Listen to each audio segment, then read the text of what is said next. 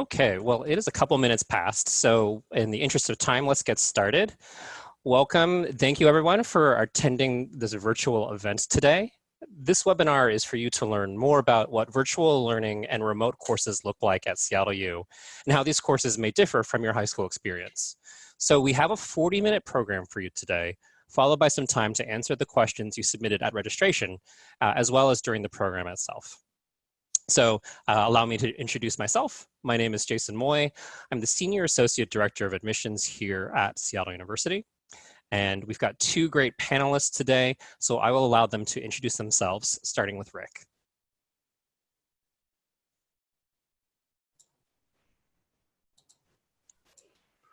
Hi, I'm Rick Fehrenbacher. I'm the Dean of New and Continuing Studies at Seattle University and also the Director of our Center for Digital Learning and Innovation.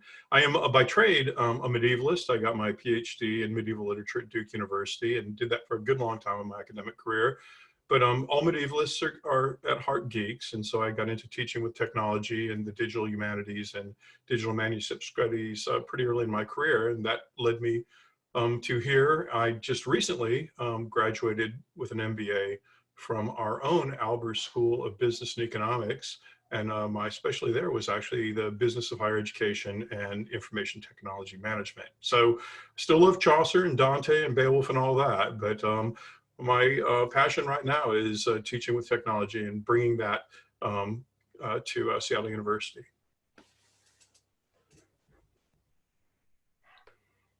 Hi, I'm Katie Oliveris. I'm an associate professor in the mathematics department. My training is originally in applied mathematics. That's what I received my PhD in. And really, I just enjoy using math as a language to describe the world around us. So I get to straddle both worlds of, using the theory of mathematics, but also bringing in that application to make it more tangible. And in fact, I'll talk a little bit more about how I do that in one of my classes later on. Terrific. Thank you, Rick and Katie, for your time today. So thank you for everyone. We are a little bit newer to using this Zoom webinar format, so thank you in advance for your patience. So we know you all have a lot of questions about what fall will look like in regard to your class schedule, your major related prerequisites, and your housing requirements. So while those questions go beyond the scope of this webinar, please know that we are committed to being as responsive and transparent as possible, and that we are monitoring public health developments and best practices as we create a plan for the upcoming fall. So at this time, we are still moving forward with planning to offer both in-person and virtual classes, and students will have the option to stay at home or come onto our campus. So there's going to be a very comprehensive announcement about your enrollment options by the first week of August. So definitely keep checking your email. So we hope today's program helps answer your questions specifically about virtual learning and hopefully gets you excited for what your options could be if you choose to take remote classes this fall. Does that sound good to everybody? Great. All right, Rick, let's get started. Thank you, Jason. All right, can you all see that? Perfect. So today I want to give you a sort of general overview of virtual education here at Seattle University. And then Katie's going to show you one of her classes, really terrific classes she's put together. And to do that, I'm going to talk with you about our faculty development opportunities here, how we get our faculty trained up in delivering courses in virtual environments, and also about the programs that we offer virtually. I also want to talk to you about how we responded to this spring's coronavirus outbreak and the results of that response, and what we're doing over the summer to prepare for what will probably be an at least partially virtual fall quarter. I want to start by talking a little bit about Jesuit Education, which has always been about what we call cura personalis, or the care of the whole person. We pride ourselves here at Seattle University at meeting students where they're at. And that means intellectually, emotionally, within the context of the very interesting times in which we're living, and yes, even geographically. As you probably know, there are 189 Jesuit institutions globally, across the globe, from Kansas City to Kathmandu. Literally, there's a Jesuit institution in Kathmandu, and I got to visit that someday. And we collaborate a good bit with each other. We are a global network. So we're used to delivering education at a distance. And especially now, since our students and frankly, much of the world is learning and working in a virtual space, we're meeting them there as well. We've had a bit of a jump on this. This is the lab at our Center for Digital Learning and Innovation, which everyone here calls CDLI. The space serves as a place for faculty to meet and to discover new ways of incorporating teaching and technology.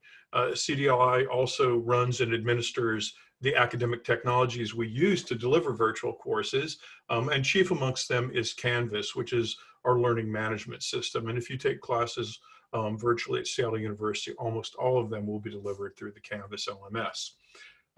Besides supporting faculty in their use of technology and teaching, CDLI also supports our colleges in the development and delivery of online programs and courses.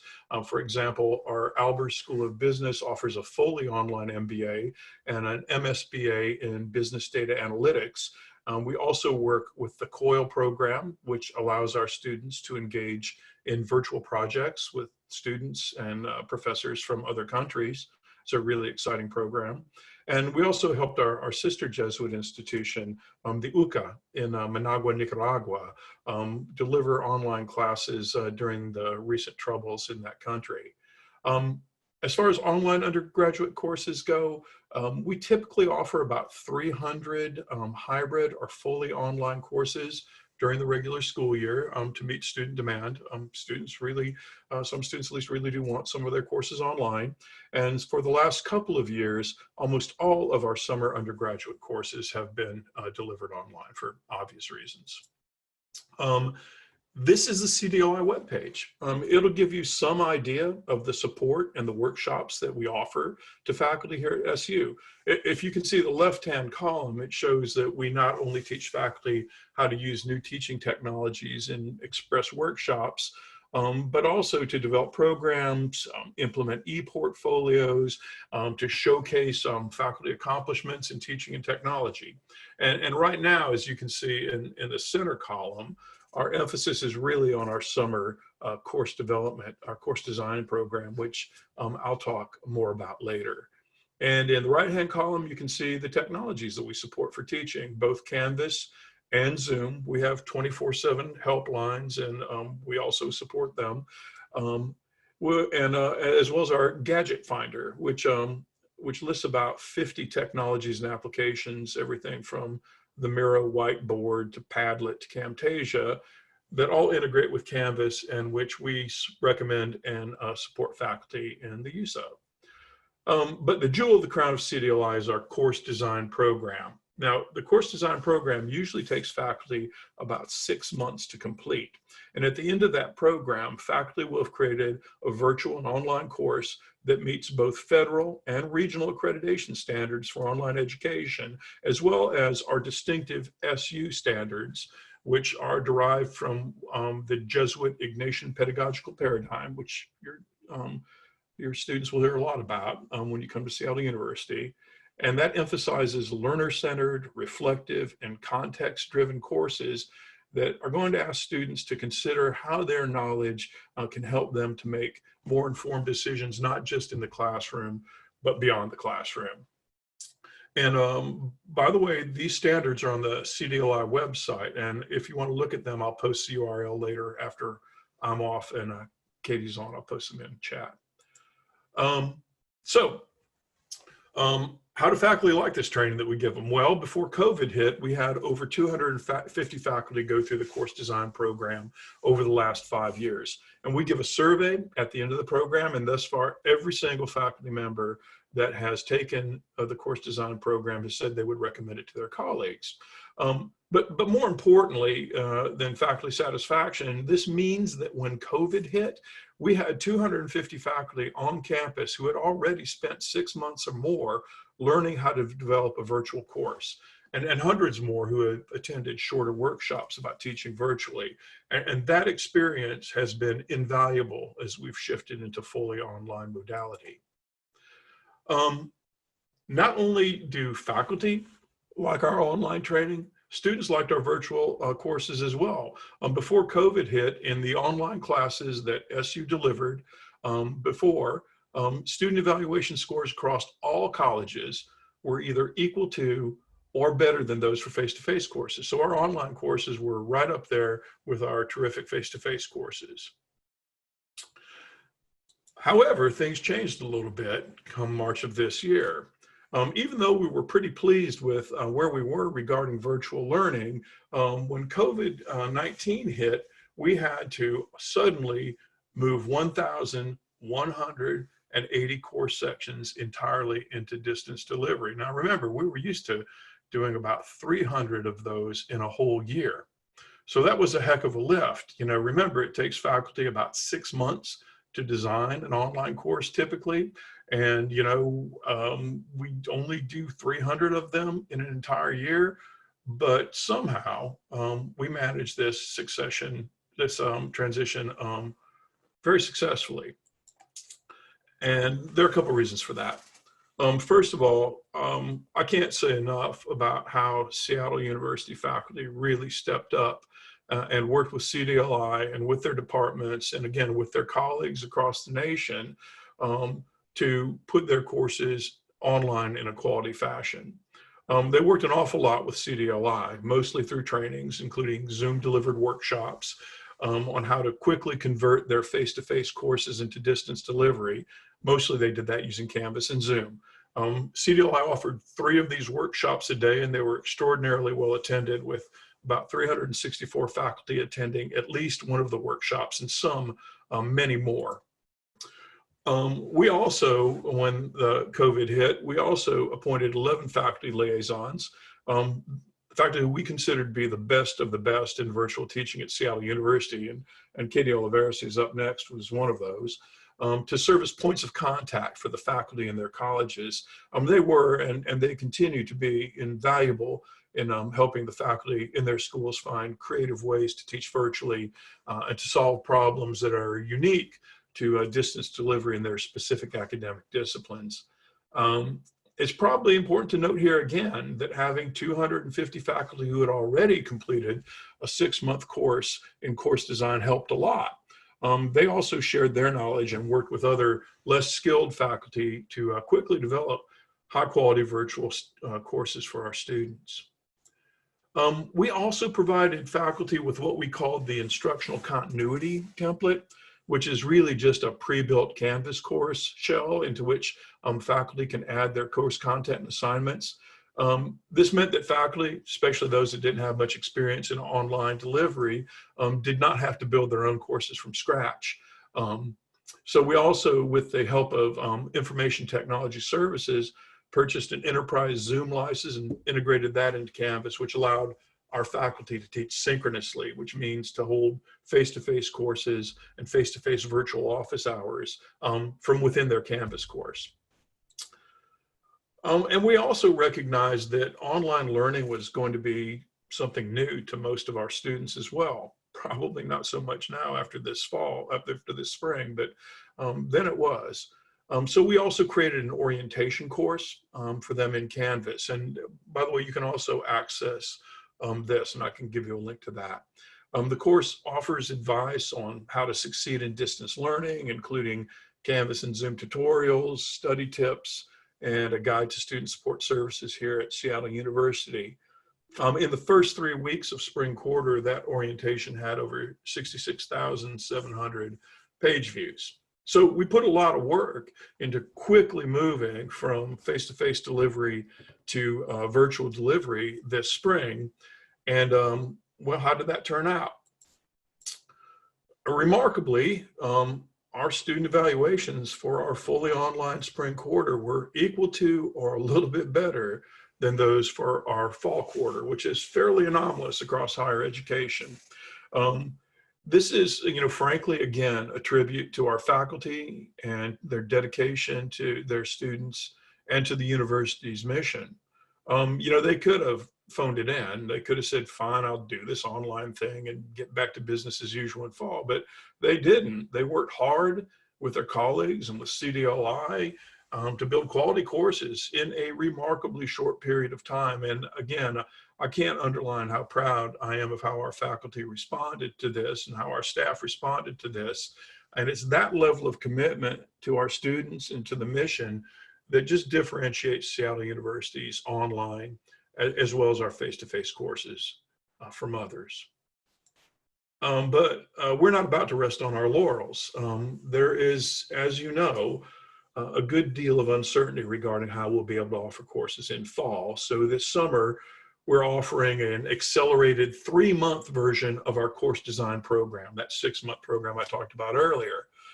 It consists of 9 badge modules, ranging from basic Canvas and video production skills to modules on flipping the classroom, the Ignition pedagogical paradigm, authentic assessment, creating community in your virtual class, and how to develop active learning assignments using the tools in our gadget finder. By the end of this course, faculty will have had 3 months, not 3 weeks, to prepare their courses for virtual delivery. And frankly, you know, I'm looking at, I look in a lot on what's going on now in the courses, and I'm really impressed by what the faculty are doing. And I honestly can't wait to see what the results are come this fall. This is what our schedule looks like as far as the workshops. Workshops go. You can see that they stretch out over the summer. We're about 5 weeks into the 12-week program right now, and thus far we have 350 Seattle University faculty participating in this program. And I just want to jump out of my slideshow here for a second and share something else with you. This is a page in our in the Canvas course that we're using for our summer 2020 course design. You can see it here. This is one of the pages actually where we're just this is one of the pages where we're teaching faculty how to just put videos into their Canvas classes. But what I want to show you is this. This is the discussion board that we're using as soon as it spins up in one of our courses, and it's not spinning up. There you go. This is the discussion board that we're using in one of our courses. And you know how discussion boards are if you've been in classes, usually they're kind of, you know, people are non-committal about using them. But take a look at the responses that our faculty have had to this discussion board. If I can get in there. Here we go. This is their responses a month into the class.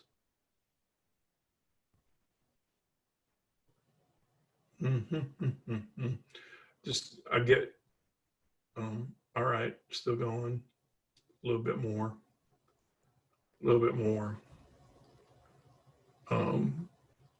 Okay, still going, they're still talking.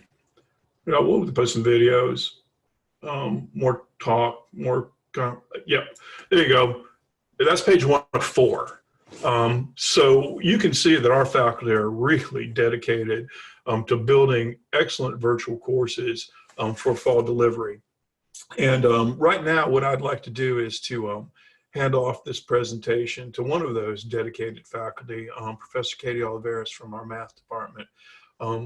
Katie, take it away. Great, thank you so much, Rick. And I'm just going to get this shared out. And all right, can you see that? Is that looking good? Perfect. All right, I'm just going to make sure my screen's set up for everything.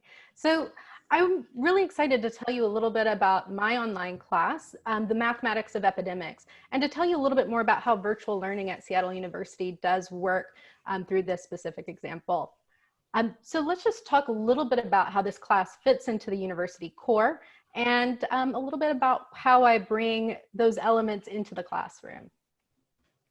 Okay, so as part of the university core, there's these 3 key elements overall, and that is bringing in critical inquiry, reflection on learning and values, and preparation for life as effective and ethical global citizens. And as part of the university core curriculum, there is a first module that is really aimed at students as they start entering the academy. And specifically, Module 1 is called Engaging Academic Inquiry. And so that's where my course fits into the scheme of the university core requirements. And specifically, what we're trying to do is drive academic inquiry and experience how scholars really do go about evaluating and answering really difficult questions. And that's a lot about what my course is focused on. So here's a little bit about my course.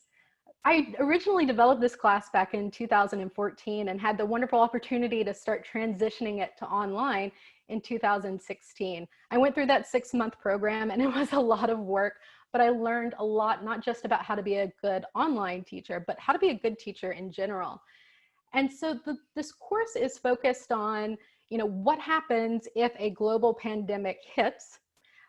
What if we have limited resources and such as limited vaccinations or other supplies that we need to conserve or that we don't have enough to share? How do we best decide what to do with those resources in order to curtail or eliminate an epidemic? And in the past, that always seemed a bit more hypothetical, but right now, and I'm currently teaching the class this summer, it's very, very real. And so it's a really exciting opportunity to connect with the reality that we're all experiencing and living through right now. In general, I hope that students, apologies for that, I hope that students take away a few key elements from my class, which is fully online. So my fully online class is an asynchronous course. Now you're going to hear a lot of different terms about online or virtual classes between synchronous versus asynchronous classes. A synchronous virtual class just really means that learning happens real time. There are set scheduled times where students and the instructors all meet and they discuss via Zoom or some other, web conferencing platform. An asynchronous class means that all of the learning happens on your schedule.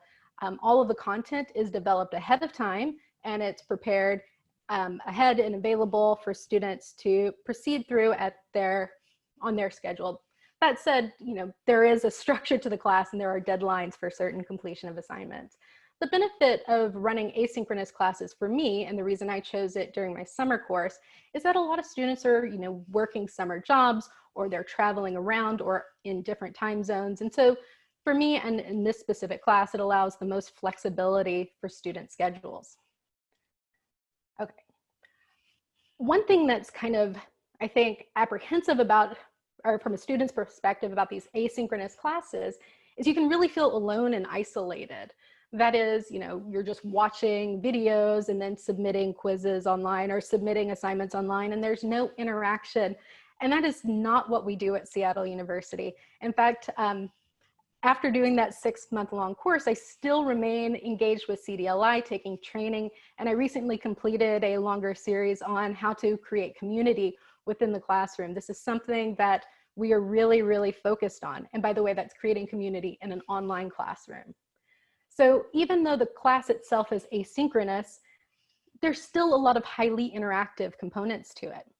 And in general, just let's say during a week in my class, you can expect to have different types of assignments, such as, assigned reading or video lectures, assessments, are you on track, the opportunity to interact with faculty, either through office hours or through scheduled calls, or check-ins, the ability to collaborate with your students, and of course, to engage in the content of the class, not just within the narrow focus of the mathematics of epidemics, but also branching out and seeing how the content you're learning really does help you describe things outside of the class. And I'll show some exciting examples of that towards the end of this presentation.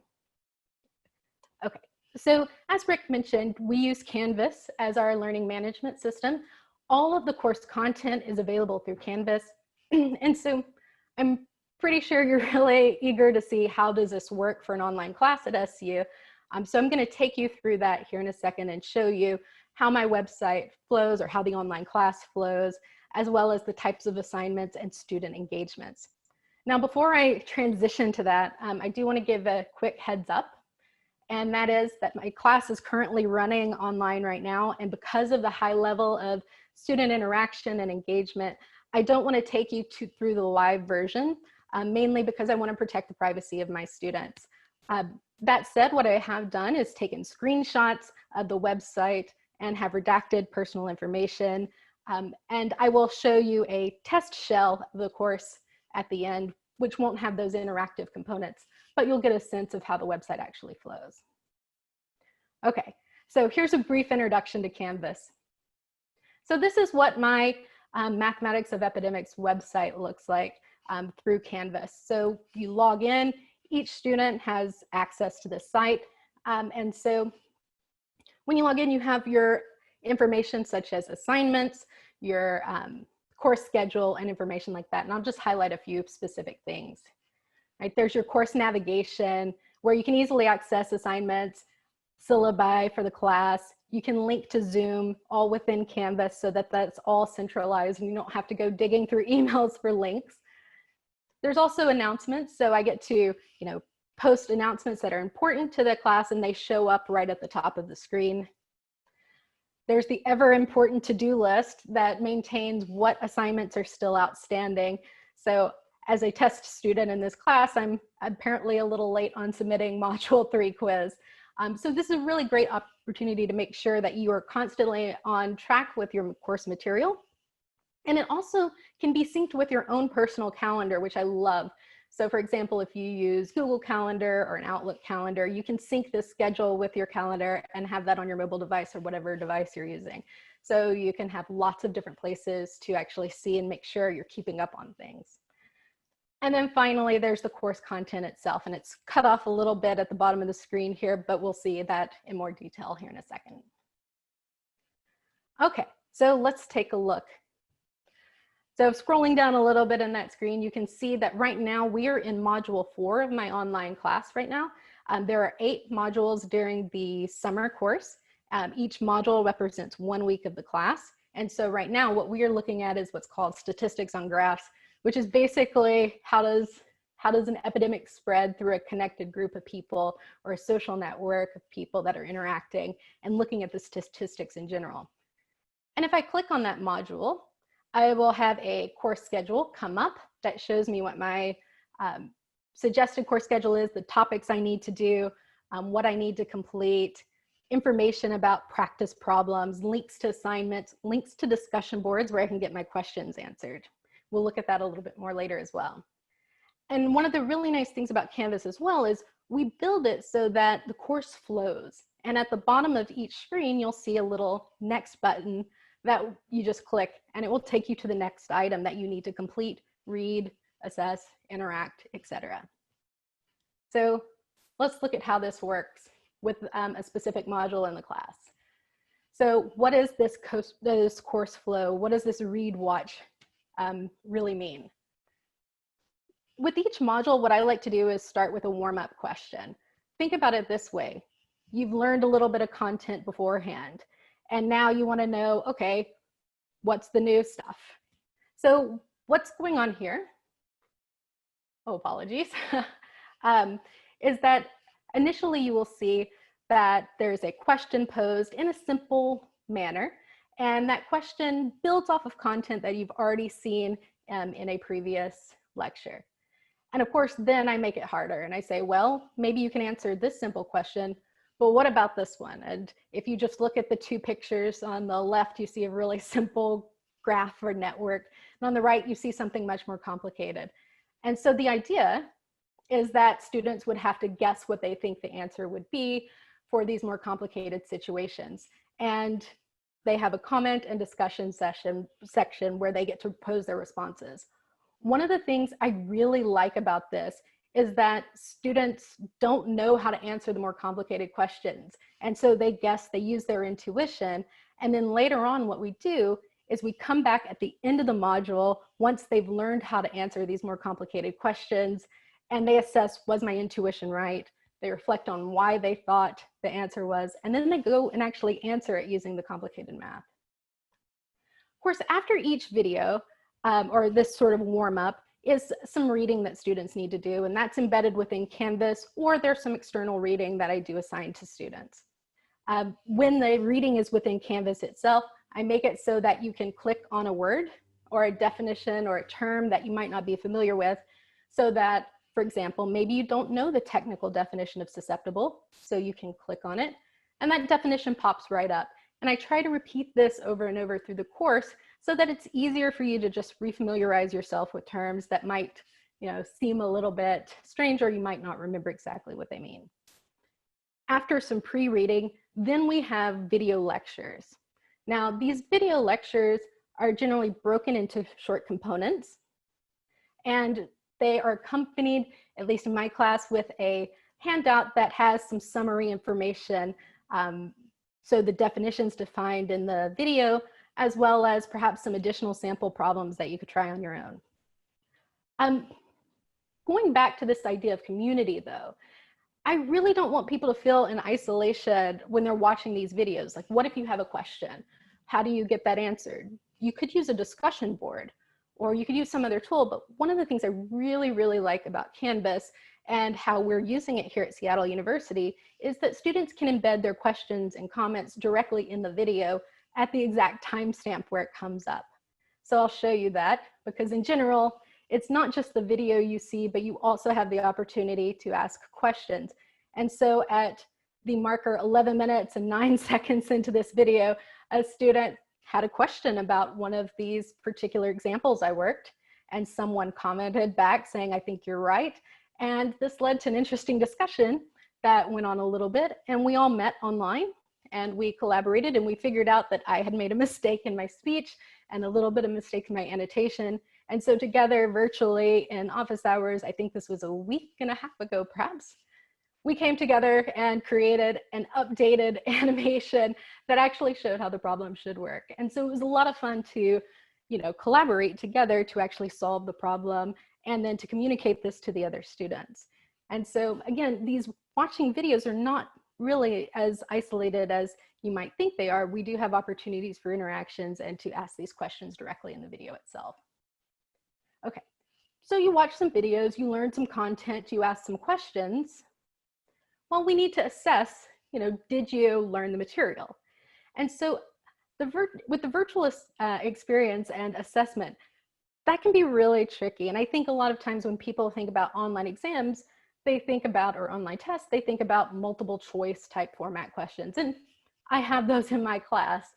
The way I think of it though is these are concept checks. These are really just about, did you understand the basics? How did that go? And also an opportunity to get feedback on that as well. So these are just 2 sample questions from a quiz.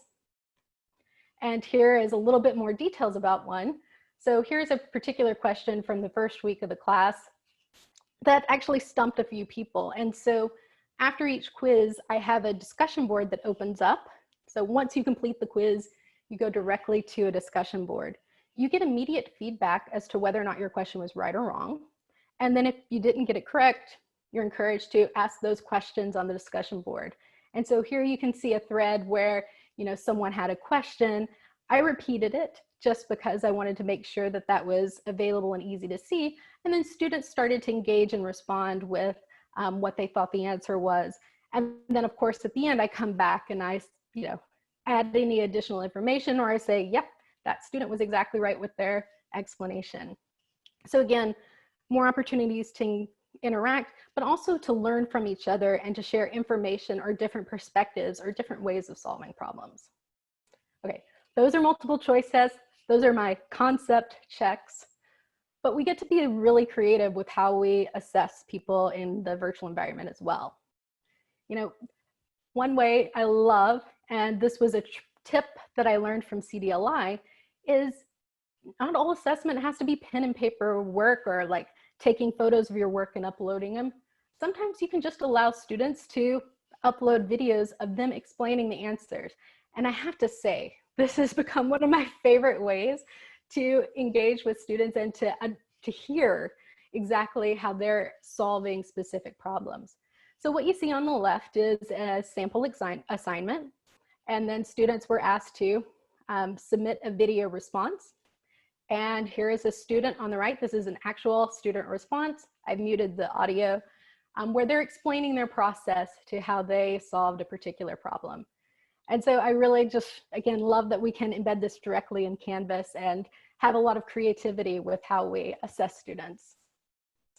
There's also a way that we can actually be more collaborative with our assessments as well. So for example, here's another assignment. In this assignment, students play a game called VAX, and the idea is to help build intuition into how either social isolation or social distancing, or perhaps vaccinations, may help reduce the spread of a disease in a group of individuals. Each dot here represents a person, and each line represents whether or not they interacted with each other. And so as part of this assignment, students have to create an algorithm or explain what they think the best strategy would be in order to, keep the epidemic from spreading as large as possible. And so who should they vaccinate first, et cetera. And it's about building that intuition. Students then write an assignment about this using Word, and I really do emphasize a lot of technology in my class, and so it's not just using Word itself, but also using more of the advanced features in Word as well. So how do I use an automatic bibliography? How do I do cross-linking between references? Things like that. So we talk a lot about that as well in the class. And so students submit this assignment, they submit their algorithm explaining it, and then 2 other students get to see the assignment. It's all anonymous, and those students then assess, how did this person do? They provide detailed feedback to the student, so this is a peer review that happens between students and the original student who submitted the assignment. And then of course, they're provided a sample score as to how a student would have scored them. Now this sample score doesn't get recorded in the grade book, but this is great feedback for them to then incorporate into the final draft. So this was a draft assignment, and then of course for the final draft, they have feedback not just from me, but also from other students to incorporate together. And I really, really love that we can do this. And just in brief, I mentioned, here's one of my final assessments I'll talk about. I mentioned I love using technology, and I love introducing students to the technology that I think will make them great professionals in the future, and also great tools for how to model things. And so one of the final assignments in the class is to actually investigate just what is herd immunity, and to look at how that's mathematically modeled and how herd immunity actually can be determined for different diseases. And so students simulate what's called an SIR model, or it's the basic de facto epidemic model. And they use Excel to look at what happens, and then they look at what happens if they implemented various mitigation strategies. What if people wore masks? What if people were vaccinated? And they look to see, how could I just flatten that curve? And so this is a sample assignment that a student submitted using Excel. All right, just a little bit about the virtual experience in terms of the faculty presence. It's really important to me to engage with students.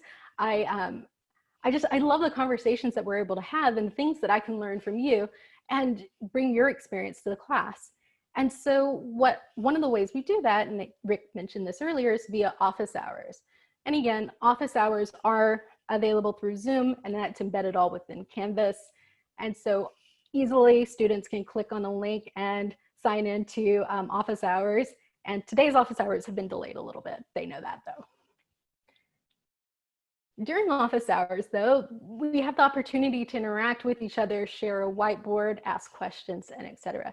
Now I don't record my office hours for classes, but this is a meeting I had with a student earlier this week who's actually one of my research students, and they've got a big smile on their face in this video snapshot because they just identified a mistake I made. And so I use OneNote along with Zoom to collaborate real time. And so they underlined where they saw the mistake, and we were able to correct it and work together to solve the problem. So good for them, and they deserve that big smile. Another feature that faculty use, and I use this not in my asynchronous class, so this is something I don't use during the summer, but during my normal virtual classes in the academic year, I use breakout rooms when we're synchronous. And what this means is all the students meet together, we discuss some complicated problems, and then students pair off and go into smaller Zoom meetings of just 3 or 4 individuals. And in those smaller meetings, those students can really focus and discuss and work together. And so between 5 to 10 minutes later, everyone comes back, and then what we do is we summarize that information together. And so what you can see here in this little video snapshot is a student presenting or reporting back to the group what they had discussed and some ideas they came up with. And so I'm just annotating on the board that, this is the idea that they came up with. Let's check this out. And so it's a really nice way to, again, have that sort of community environment come back into the classroom. And more about community. So I really like to have a collaborative experience in my classroom.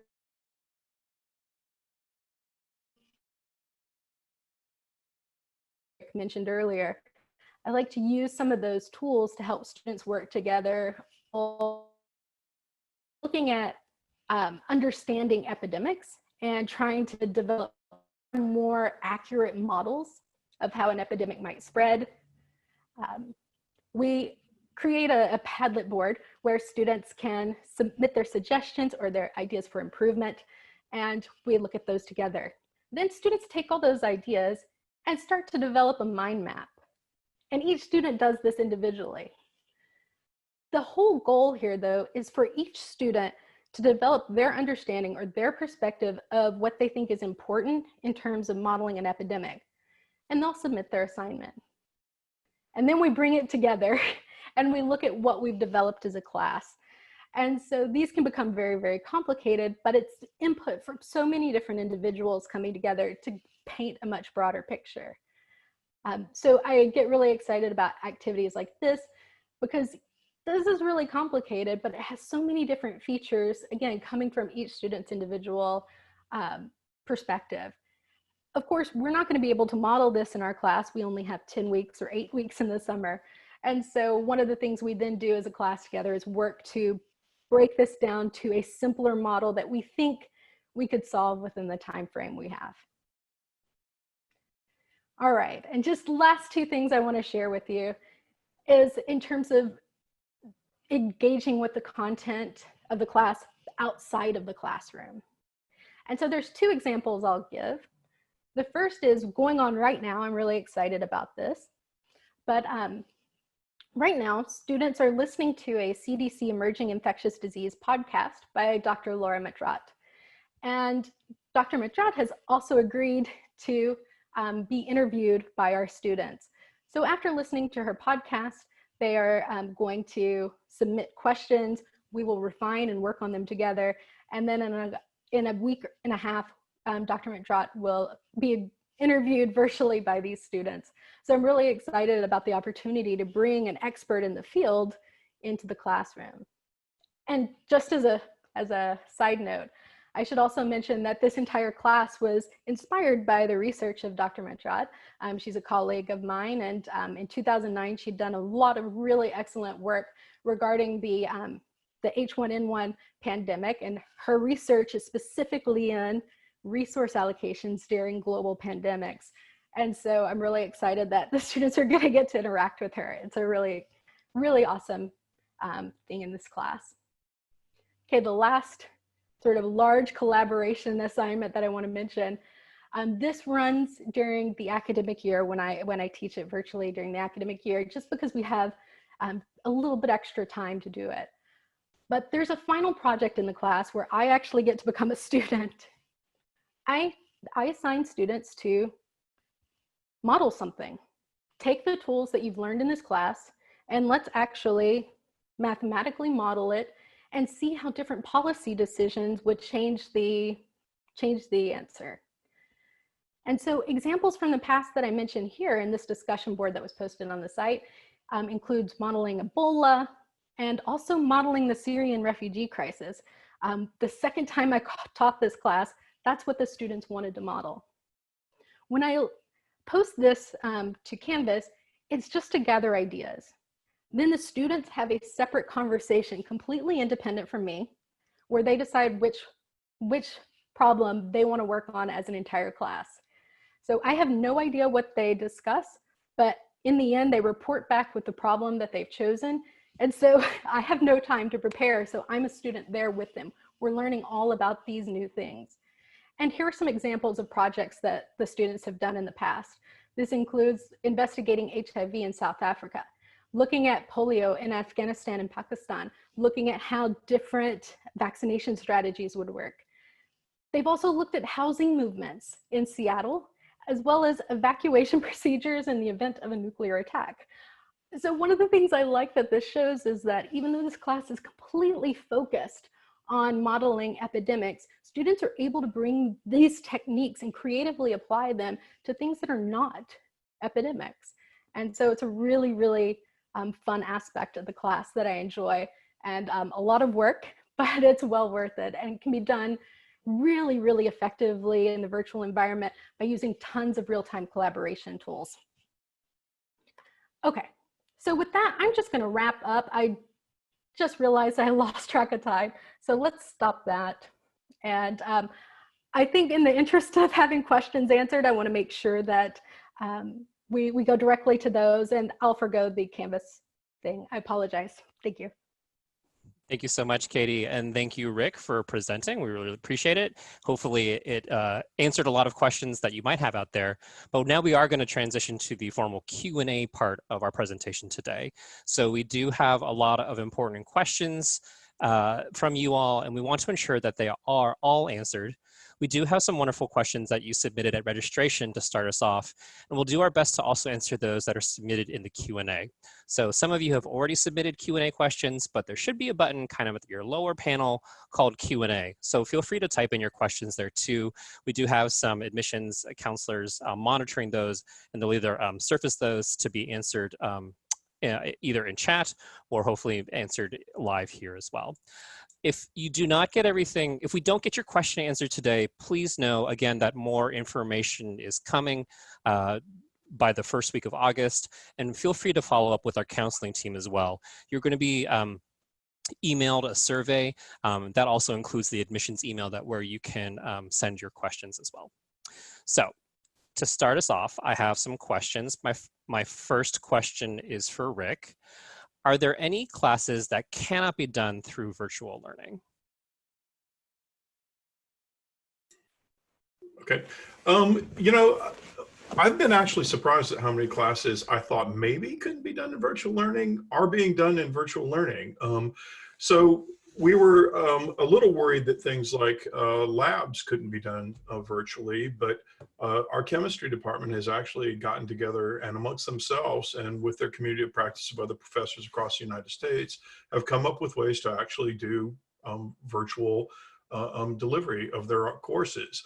The other thing I learned yesterday is that our performance arts group, I mean, the people who teach you how to do Shakespearean fake combat and to like act, have found ways to actually do course delivery online. I imagine that some things are more difficult and we may not be able to do. Those would be things like nursing clinicals, and we're working on those, or perhaps more, as they say, wetter labs like biology labs. But by and large, almost everything that we usually deliver face-to-face, we can deliver online. Terrific, thank you. This next question is for Katie. Katie, what is the typical workload for students? How much outside work will a student be doing? And is that the same for virtual classes versus hybrid versus in-person? Yeah, so I can answer from my perspective. I know that this went through a little bit of calibration on my end, depending on the class. But just in short, I would say that for my fully online asynchronous class, I expect that there's generally about 4 hours of what I'll call contact time. That means reading the material prepared, watching the videos. So that would be 4 hours per week. And then outside of that part, I expect generally about 8 to 10 hours of work assignments, things like that. It varies week to week, and I try to be upfront with students that, you know, this is a more difficult week or a more challenging week, but I try not to vary too much from that standard. And I think most faculty do stick to those same sort of guidelines or hours. That's great, thank you. This next question is for Rick. Will some classes have both virtual and in-person sessions? Possibly, but probably not. We're still working on that. Again, it seems that, you know, we would like to have some in-person sessions. It's very difficult to do that, frankly, simply because, and we're not the only university that's discovering this. It's very difficult to deliver an engaging in-person experience that includes mass and 6 feet of social distancing. There are some cases where we might be able to make that work, but generally we're thinking of keeping them distinct if we can, with maybe a few of those. We're still working these things out. Again, a lot of this is subject to CDC guidelines and what's going on with the coronavirus. So I have to tell you, it's like a day-by-day kind of adjustment nowadays. Great, thank you. All right, we have another question for Katie. You showed a little bit example of how you did quizzes, but can you talk to more about how tests and evaluations are done online? Absolutely. This is actually a lot of fun after we got over the initial stress of it as faculty, but we get to be very creative with how we do this. Faculty will vary with how they approach it. For example, some of my colleagues do exams where students will handwrite out their answers and submit them within a timed window. Other faculty will do oral exams where basically students schedule a specific time and they do a one-on-one conversation with the faculty. Of course, there are your standard sort of multiple choice tests like what I showed online, but there's a lot of variability with that. I tend to go with, in my other classes outside this UCOR class, the take-home exam model where students have a couple of days to complete an assignment and then upload it. Or I'm hoping to try out more oral exams in the fall. Terrific. Rick, this next question is for you. Will there be resources for students to be able to engage in virtual learning who might not have access to them for any reason? What do you mean by not have access? I'm sorry. A little unclear. Maybe it has some challenges or either equipment, maybe internet accessibility, things like that. Right. So a couple of things, we had some of those issues actually this spring when, students suddenly had to go home, and some of them did not have access to either the equipment or the internet bandwidth that they needed. And we managed to work around that in a couple of ways. This is something that the library took the lead on. One was we actually found a way to provide a lot of students with things like pretty high quality Chromebooks. One of the great things about Canvas and most of the things that we deliver is you can actually access them on a Chromebook. And one of the things we tried to do throughout was to make sure that if a student needed to take a course, they could take it with a pretty low bar as far as like hardware.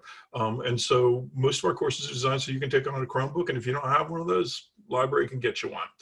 The other issue was some people did have trouble with bandwidth, and at least initially during the pandemic, and even now, there are a lot of internet providers who are actually offering free, fairly high bandwidth. So we haven't had a ton of trouble with that as well. The other thing is that we primarily use Zoom. And while people, every person has struggled with Zoom in one way or the other a little bit, the fact of the matter is Zoom uses very, very little bandwidth. So it's fairly easy to participate. It may require things like perhaps shutting off your video. But again, we can help students if they don't have the technology, and we've designed our courses so you don't require a lot of it. Terrific. This next question is for Katie. Are online classes the same length as in-person classes?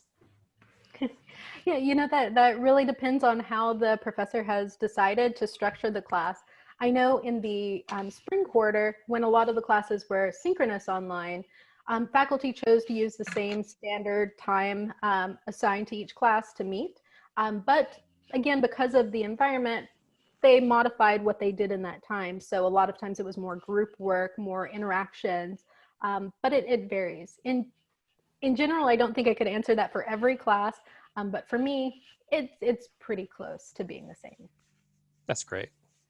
Let's see, Rick, kind of a question from the Q&A folks. You talked a little bit about Zoom accessibility.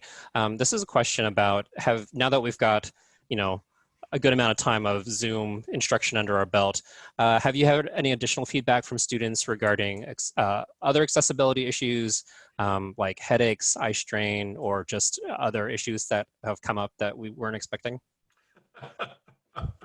That's my life right now, right? I mean, I live on Zoom. A lot of us do, like 9 hours a day. So a couple things. One of the things that we're trying to do is to reduced the load of Zoom in a lot of classes. For a lot of faculty, especially ones who had never taught before, they just thought, well, great, I'll just use Zoom and I'll just lecture for 90 minutes. That's really probably not best practice. I mean, so what we're trying to do is to make sure that these Zoom meetings are kind of smaller, right? Chunked out a little bit more. So you're still going to get the same amount of time. It's just not going to be a really long time on Zoom. And it doesn't, and again, I think that a lot of the issues that people have with Zoom are the same issues they have with staring at a screen using any kind of technology. And a lot of that's just going to be purely individual. But we recognize that there is such a thing as Zoom fatigue, and we're really trying to scale that back in our courses. Sure, that's great to hear. In the interest of time, I've got one last question for Katie. Will the quality of learning suffer if a student chooses to take only virtual classes this quarter? I honestly don't think so. I think they'll get a different experience, but I'm starting to realize just how valuable this different experience can be. As a quick example, with regards to the collaborative final project for my class, students are really learning a lot of technology and tools for real-time communication that are used in the business world. And so it's an interesting training opportunity as well for how to develop those professional skills. And I mean, we're all meeting our learning objectives. I mean, that is our core focus to make sure that happens. But now we're bringing in a different element, and it's one that I'm starting to get really, really excited about. Terrific. Thank you so much. Well, we want to be respectful of everyone's time. So it's been almost an hour. So this event is wrapping up. With that being said, well, thank you both to our panelists for their time today. Thank you everyone for submitting those questions. I know we weren't able to answer everyone's questions today. So thank you for your patience.